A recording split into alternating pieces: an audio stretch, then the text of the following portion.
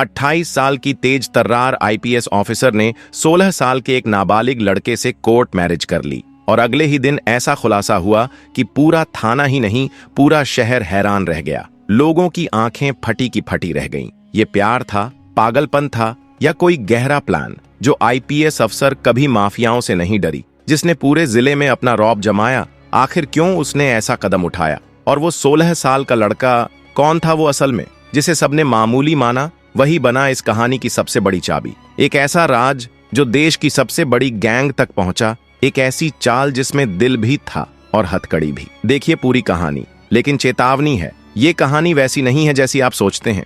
ये उससे कहीं ज्यादा चौंकाने वाली है। यह कहानी किसी की भावनाओं को ठेस पहुंचाने के उद्देश्य से नहीं कही जा रही है। दर्शकों, अगर आपको वीडियो पसंद आए तो एक लाइक जरूर करें। शहर के किनारे एक पुराना, सन्नाटे से भरा बंगला है। वहां हवा में रहस्यमयी ठहराव है और पुरानी लकड़ियों की खटपट एक अजीब सी गूंज पैदा करती है। इसी बंगले में रहती हैं एसपी इशिता छाबड़ा। 28 साल की इशिता अपनी उम्र से कहीं अधिक गंभीर और तेज तर्रार महिला हैं। उनकी आंखों में न्याय की आग है और चेहरे पर एक ऐसी खूबसूरती जो किसी को भी ठहरने पर मजबूर कर दे। लेकिन उनकी जिंदगी की रोशनी 3 साल पहले उस समय बुझ गई थी जब उनके पति डीसीपी समर प्रताप राणा एक पुलिस ऑपरेशन के दौरान शहीद हो गए थे। समर एक ईमानदार अफसर थे और उनकी शहादत ने पूरे महकमे को झकझोर कर रख दिया था। उस दुख को दिल में दबाकर इशिता ने खुद को अपनी ड्यूटी में झोंक दिया और अपने जिले की सबसे युवा, सबसे सख्त एसपी बन गईं।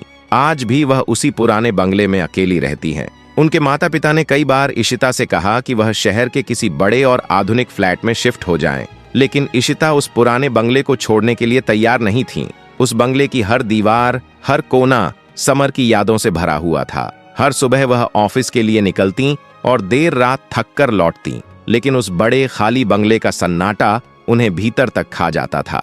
एक दिन उनकी पुरानी सहेली और इंस्पेक्टर काव्या उनके घर आई। उसने कहा, इशिता, तुम्हें कोई नौकर रख लेना चाहिए। घर का काम भी हल्का हो जाएगा और शायद तुम्हारा मन भी थोड़ा बदल जाए। इशिता ने पहले तो मना कर दिया, लेकिन काव्या की जिद के आगे हार मान ली। कुछ दिन बाद काव्या ने एक नौजवान को उनके बंगले भेजा। उसका नाम था नीरज। 16 साल का हद से ज्यादा हैंडसम युवक। उसकी आंखों में एक अजीब सी गहराई थी और चेहरा ऐसा कि कोई भी उसे एक बार देखकर भूल न पाए। नीरज ने इशिता के बंगले में काम करना शुरू किया। खाना बनाना, सफाई करना, बगीचे की देखभाल करना और बाकी छोटे मोटे काम करना। लेकिन उसकी खामोशी और उसका काम करने का तरीका इशिता को कुछ अजीब सा महसूस कराता था। वह हर काम इतनी बारीकी और सलीके से करता जैसे उसे पहले से ही इस घर की हर चीज का पता हो। सबसे हैरानी की बात तो यह थी कि जब वह चाय बनाता तो उसमें वही मसाले और स्वाद होता जो कभी समर की बनाई हुई चाय में हुआ करता था। इशिता को शुरुआत में यह सब महज एक इत्तेफाक लगा,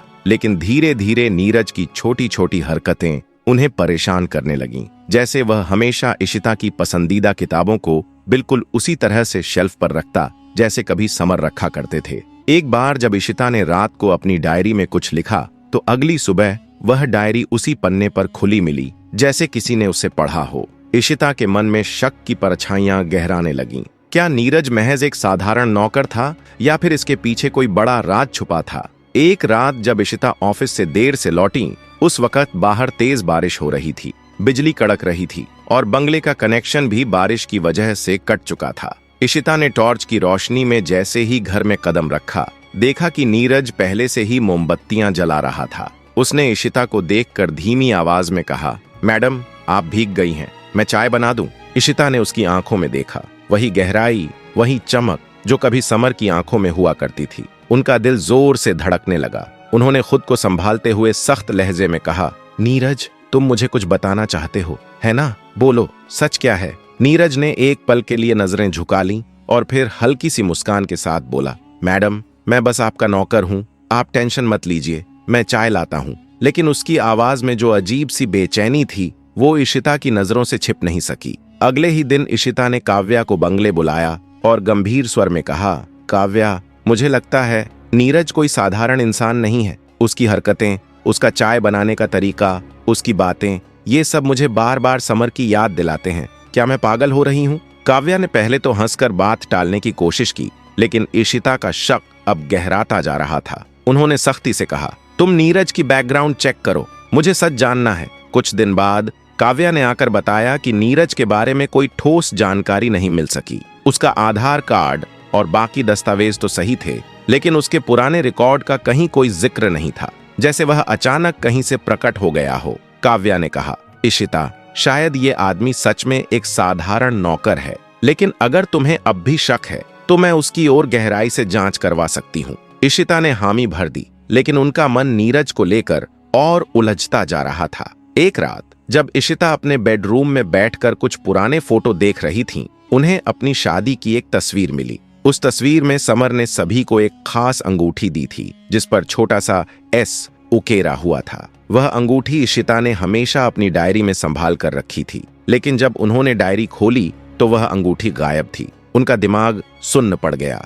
क्या यह नीरज की हरकत थी या फिर कुछ और? अगले दिन इशिता ने नीरज को बुलाया और सख्त लहजे में पूछा, नीरज, मेरी डायरी से एक अंगूठी गायब है, तुम्हें कुछ पता है? नीरज ने शांत और संयमित स्वर में जवाब दिया, मैडम, मैंने कुछ नहीं लिया, लेकिन अगर आपकी कोई कीमती चीज गायब है तो मुझे बताइए, मैं ढूंढने में आपकी मदद करूंगा। उसकी आवाज में एक अजीब सी ईमानदारी थी, जो किसी और को शायद भरोसेमंद लगती, बट इशिता का शक अब भी पूरी तरह मिटा नहीं था। उसी रात इशिता के फोन पर एक अनजान नंबर से मैसेज आया, इशिता, तुम सवाल बहुत पूछ रही हो, नीरज को छोड़ दो, वरना तुम्हारी कुर्सी और जिंदगी दोनों खतरे में पड़ जाएंगी। यह एक सीधी धमकी थी और उसमें नीरज का नाम साफ तौर पर लिया गया था। इशिता का चेहरा एकदम पीला पड़ गया। क्या नीरज सच में किसी खतरे से जुड़ा था या फिर कोई और उसे नीरज से दूर रखना चाहता था? इशिता ने तुरंत काव्या को फोन किया और मैसेज की जानकारी दी। काव्या ने बिना देर किए कहा, इशिता, ये मामला अब गंभीर होता जा रहा है,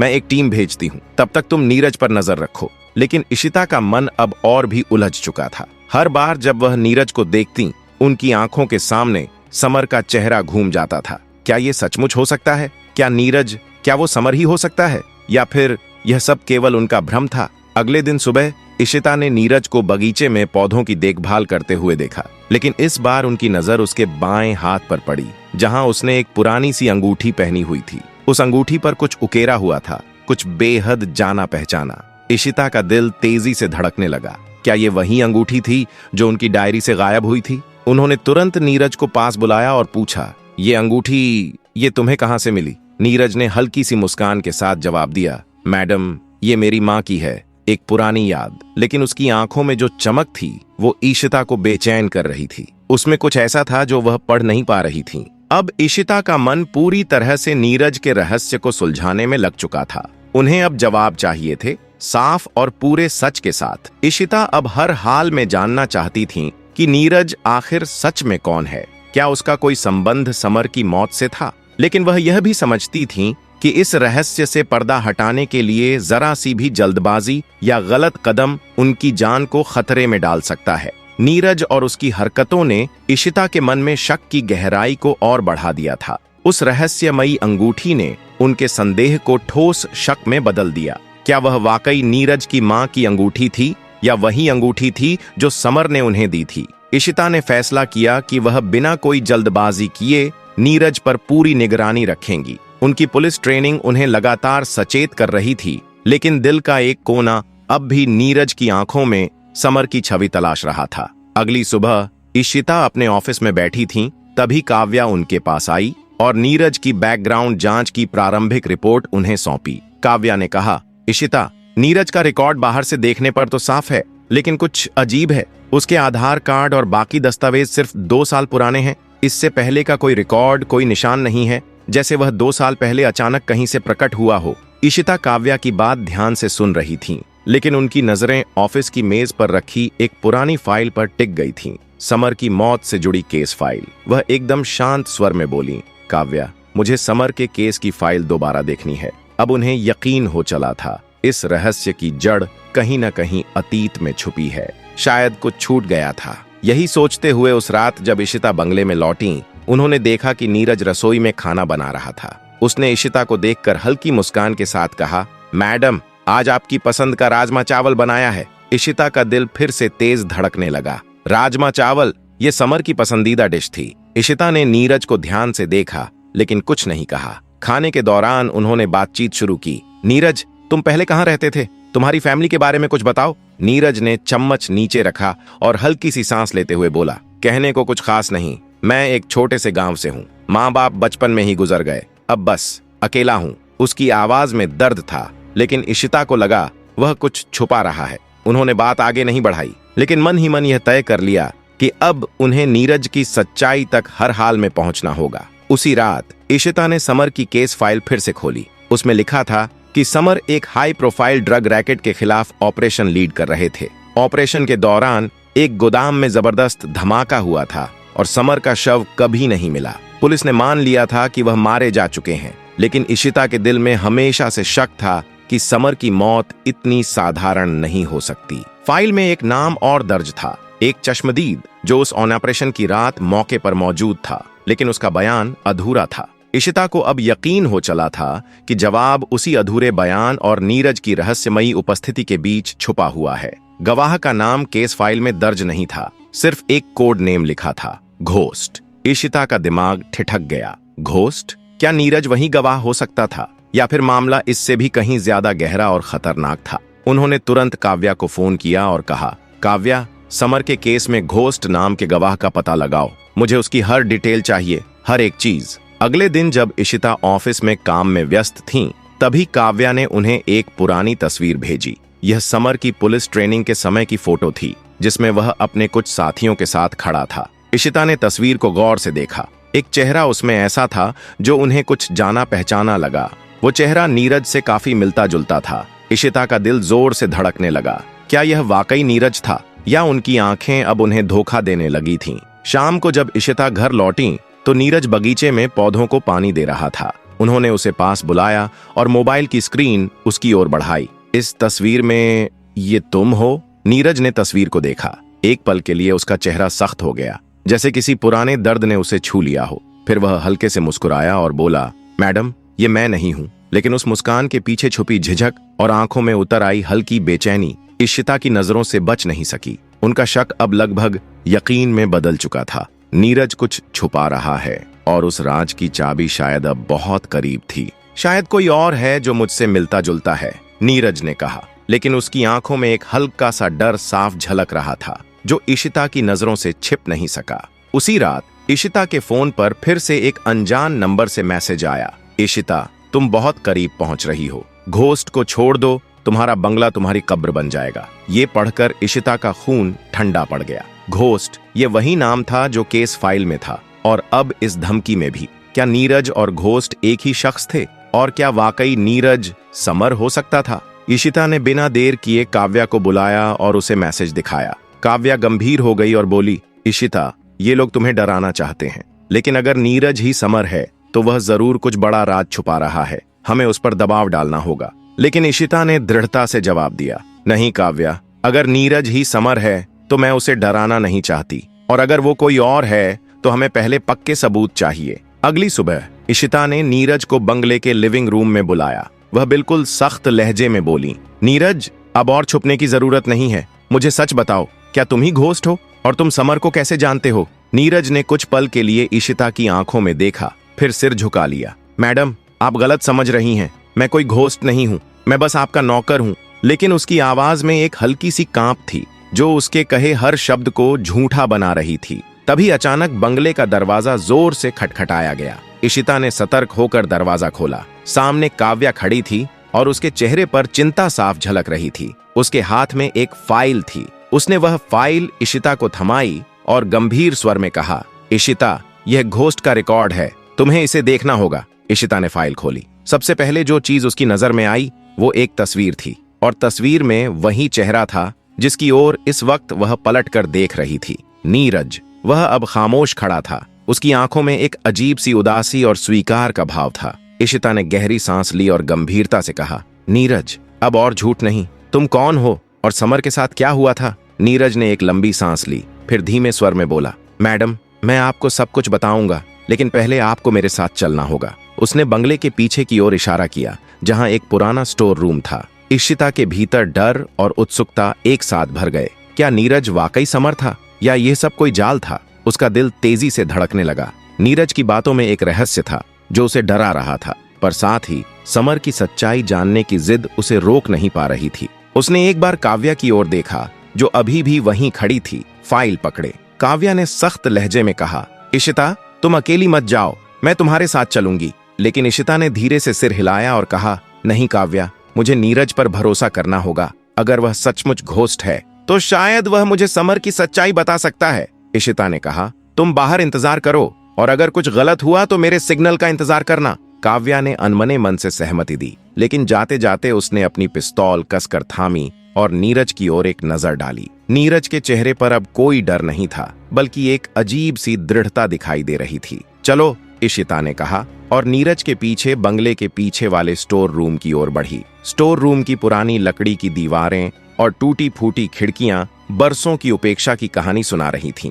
नीरज ने एक पुराना ताला खोला और दरवाजा खींचा। अंदर धूल और सरांत की मिली-जुली गंध फैली थी। नीरज ने अपनी जेब से एक छोटा टॉर्च निकाला और अंदर की ओर इशारा किया। मैडम, यहाँ। वह एक पुराने लकड़ी के बक्से की ओर बढ़ा। इशिता ने सावधानी से कदम बढ़ाए। उसकी एक हथेली उसकी सर्विस रिवॉल्वर पर थी। नीरज ने बक्सा खोला और उसमें से कुछ पुराने कागज, एक पुराना लैपटॉप और एक छोटा लॉक बॉक्स निकाला। उसने बॉक्स इशिता की ओर बढ़ाया और कहा, इसे खोलिए, इसमें आपकी सारी सच्चाई है। इशिता ने हिचकिचाते हुए बॉक्स लिया। उसका ताला पासवर्ड से बंद था। पासवर्ड क्या है? इशिता ने पूछा। नीरज ने धीमे स्वर में कहा, आपकी और समर की शादी की तारीख। इशिता का दिल जोर से धड़कने लगा। उसने कांपते हाथों से पासवर्ड डाला। 8 फरवरी 2021। ताला खुल गया। बॉक्स के अंदर एक डायरी थी। उस पर समर का नाम लिखा था। इशिता ने डायरी खोली और अंदर समर की हैंडराइटिंग देखकर उसकी आंखें भर आईं। पन्नों पर लिखा था कि वह एक बड़े ड्रग और हथियार रैकेट की जांच कर रहा था,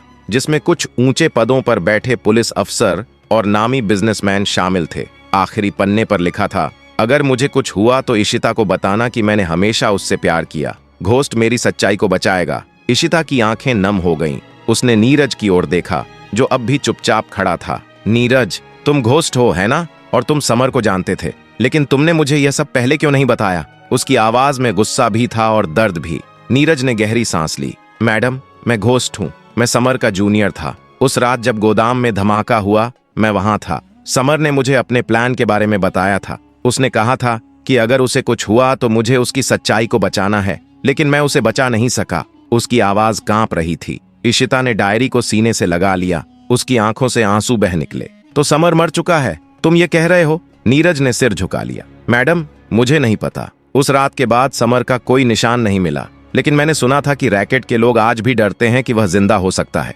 इसीलिए मैं आपके पास आया। मैं आपके बंगले में काम करने लगा ताकि आपकी हिफाजत कर सकूं। इशिता का मन उलझन में डूब गया। अगर नीरज सच में घोस्ट था तो वह अपनी बातों में सच्चा लग रहा था, लेकिन उसकी आंखों में समर की छवि और उस रहस्यमयी अंगूठी का सवाल अब भी अनसुलझा था। तभी स्टोर रूम के बाहर से एक तेज आवाज आई, कांच टूटने की। इशिता और नीरज दोनों चौंक गए। उन्होंने तुरंत अपनी रिवॉल्वर निकाली और इशिता ने नीरज को पीछे हटने का इशारा किया। बाहर से काव्या की आवाज गूंजी, इशिता, बाहर निकलो, कोई है यहाँ? इशिता और नीरज तेजी से स्टोर रूम से बाहर निकले। बंगले के बगीचे में एक काले हुड में लिपटा हुआ शख्स खड़ा था, जिसके हाथ में एक चाकू चमक रहा था। काव्या ने अपनी पिस्तौल तान रखी थी, लेकिन वह शख्स अचानक धुएं के गुब्बार में गायब हो गया। इशिता ने गुस्से में नीरज की ओर देखा। ये क्या था नीरज? तुमने मुझे जाल में फंसाया है क्या? नीरज ने जल्दी से सफाई दी। मैडम, मुझ पर भरोसा कीजिए। जिन्होंने समर को मारा वे अब आपके पीछे हैं, क्योंकि आपको वो डायरी मिल गई है। काव्या ने इशिता को खींचते हुए कहा। इशिता, अब रिस्क मत लो। यह डायरी मेरे पास रहेगी और मैं इसे हेडक्वार्टर ले जाऊंगी। तुम और नीरज मेरे साथ चलो। लेकिन इशिता अड़ी रही। नहीं काव्या, अगर नीरज सच बोल रहा है तो मुझे इस रैकेट का पर्दाफाश करना ही होगा। समर के लिए उसी रात इशिता के फोन पर फिर से एक अनजान मैसेज आया। इशिता, तुमने डायरी देख ली। अब तुम्हारा समय खत्म हो रहा है। कल रात 3 बजे पुराने गोदाम के पास अकेले आना। इशिता का दिल दर्द और गुस्से से भर गया। यह वही गोदाम था जहां समर की मौत हुई थी।